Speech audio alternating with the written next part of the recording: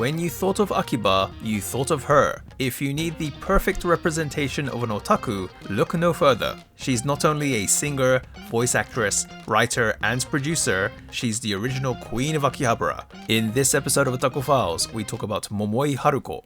Most of us outside of Japan may not be aware of some of the more interesting personalities within the Japanese otaku landscape, so I thought I'd do a little video series and try to shed some light on these individuals. This is Otaku Files.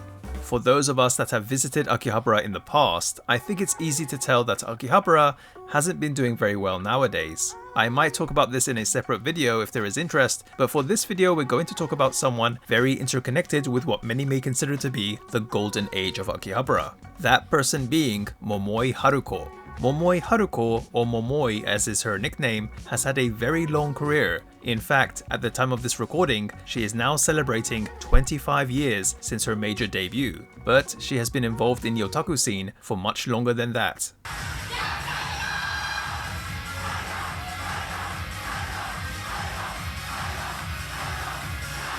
To understand just how strong her connection with Akihabara is, the clock that you can see when you get out of Akihabara's Electric Town exit is apparently nicknamed after her, called the Momoi Dokei. Supposedly this clock has an official name, but even on some Akihabara maps it's actually shown to be the Momoi Dokei. As someone incredibly multi-talented, Momoi's singing and voice acting activities have inspired the likes of Uesaka Sumire, Amasaki Kohei, and even VTubers such as Hololive's Azuki and Fuwamoko.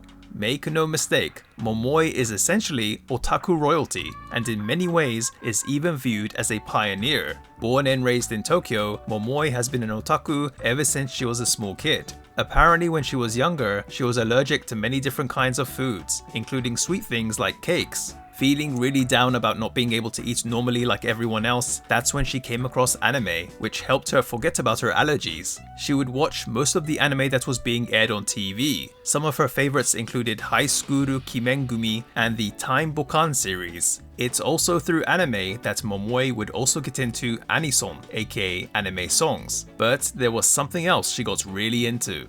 Idols. And interestingly, not just because she liked their music, but being fascinated with the idea that they were produced and had songs written for them. She would come to understand through music magazines that there were actually quite a lot of songs written and composed by the same people, which made Momoi start wanting to do songwriting and composition herself. Some groups Momoi mentioned as her gateway for getting into idols include Onyanko Club and the lesser-known Soft Cream, but she also mentions that the anime series Mahou no Tenshi Creamy Mummy, where the main character Creamy Mummy actually becomes an idol, helped pique her interest in idols too. Most likely linked to this, Momoi would actually start going to Akihabara from around the time she was in elementary school, visiting the record and gaming shops that were there. Now at that time in the late 80s/90s, Akihabara was quite different compared to what it's like now. In fact, it was completely devoid of any maid cafes at all. FYI, the first maid cafe that opened in Akihabara was said to be the Kyoa Maid Cafe in 2001.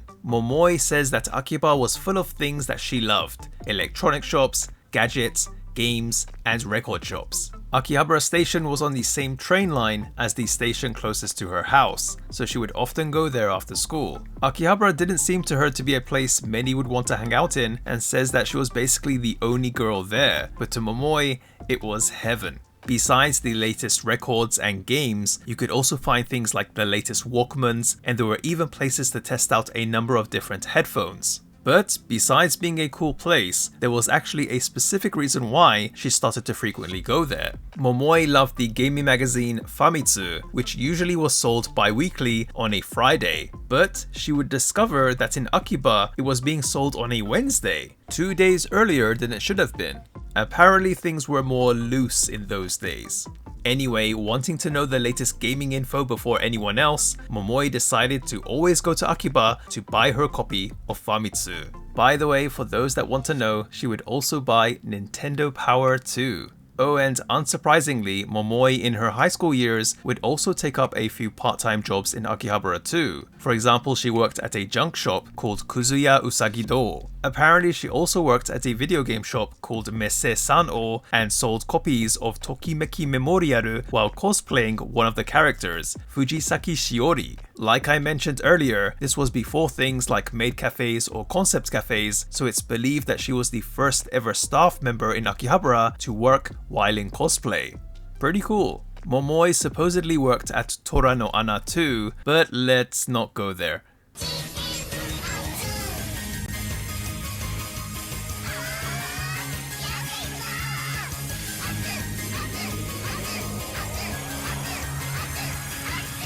Going back to the idol side of things, at the time Momoi started getting into idols, the Raib Idoru, otherwise known as Chika Idoru or underground idol scene, was just starting to form. I won't go too deep into it for this video, but around that time, many idols were finding it really tough to have any airtime on TV and ended up performing in various smaller sized venues. Although she was into idols from elementary school, it felt a bit scary to Momoi to see those Chika Idoru live since she knew that most of the audience would be guys. But she would start going to various shows once she entered high school. Also note, she chose to go to a high school that specialized in part-time courses, which gave her a lot more freedom as classes would end around noon. By going to shows, she would come across the idol Mizuno Aoi. Through this difficult period for idols in general, Mizuno Aoi's activities is said to have been what paved the way for the underground idol scene in Japan. Momoi became a massive fan of Mizuno Aoi and frequently went to see her live. By doing so, she would also make friends with those into the idol scene. One of the other ways that she connected with others was through a bulletin board system, or BBS for short. These friendships that she made would actually lead to something else. At a newly built place called Loft Plus One, where a lot of talking-based events of various kinds are held, there was apparently a talk event where the guest didn't show up. During this, there was apparently a discussion of who would be interesting to have as a guest speaker, and thanks to Momoi's friends who happened to be attending that event, her name came up. It must have been pretty rare in those days to have such an open otaku that was a high school girl, because she was actually invited to give a talk. This would actually be the start of Haruko no Himitsu, a regular talk event where Momoi talks about otaku-related subjects like anime, games, and of course, idols.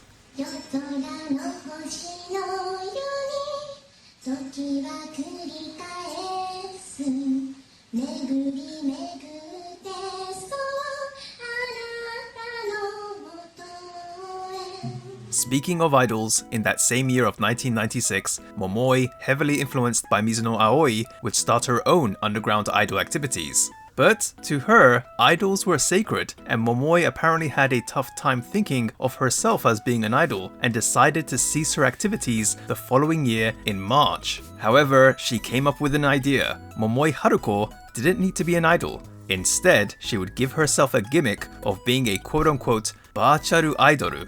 Yes, this does take on quite a different meaning now, doesn't it? She would go under the name Moai Haruko, be in Fujisaki Shiori cosplay, wear a power glove, and start doing impromptu street performances.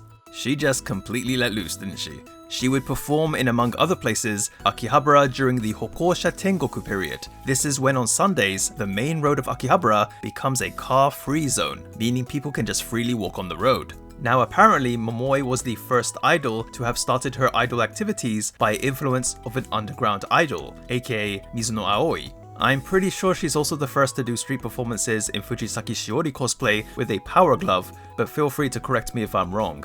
Her talk show at Loft Plus One seemed to have impressed someone that works for a radio show, because from 1998, Momoi would be a part of a regular late-night radio show called Onosaka Momoi no Virtual Radio Denno Sentai Momonga. This would essentially solidify her as a radio personality, allowing her to appear in other radio shows too. But in 1999, she would bring her otakuness to the TV airwaves too, by becoming a regular on the variety show D's Gareji 21. Now it's actually through this TV show that Momoi is accredited with something else, the spread of otaku lingo, like moe.